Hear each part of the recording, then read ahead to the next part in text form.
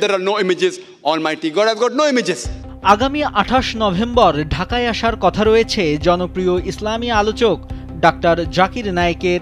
তবে তার এই সফরকে কেন্দ্র করে বার্তা দিয়েছে প্রতিবেশী দেশ ভারত। অর্থ পাচার ও সন্ত্রাসবাদে উস্কানি দেওয়ার অভিযোগ তুলে জাকির নায়েকের বিরুদ্ধে গ্রেপ্তারি পরোয়ানা জারি করেছিল বিজেপি প্রশাসন।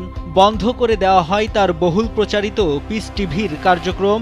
এ অবস্থায় 2016 সালে নয়াদিল্লি ছেড়ে মালয়েশিয়ায় পাড়ি জমান ডাক্তার জাকির নায়েক। সেখানে বসেই সামাজিক প্ল্যাটফর্মে তিনি চালিয়ে যাচ্ছেন ধর্মীয় আলোচনা। এরপর জাকির নায়েককে ফেরত পেতে তৎপরতা চালায় ভারত, তবে মালয়েশিয়া তাকে নয়াদিল্লির হাতে তুলে দিতে অস্বীকৃতি জানায়। কিন্তু জাকির নায়েকের ঢাকা সফরকে কেন্দ্র করে আবারও সরব হয়েছে নয়াদিল্লি। বাংলাদেশ যেন জাকির নায়েককে ফেরত দেয় তেমনটাই আশা করছে ভারত।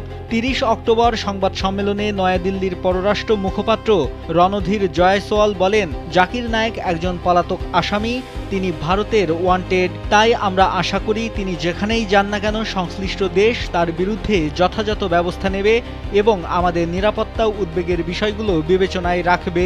2016 সালের আগ পর্যন্ত জাকির নায়েক ভারতের মহারাষ্ট্রে অবস্থান করছিলেন। পিস টিভির মাধ্যমে ইসলামিক দাওয়াতি কাজে ব্যতিক্রমী ভূমিকা রাখায় আন্তর্জাতিক খ্যাতি অর্জন করেন তিনি।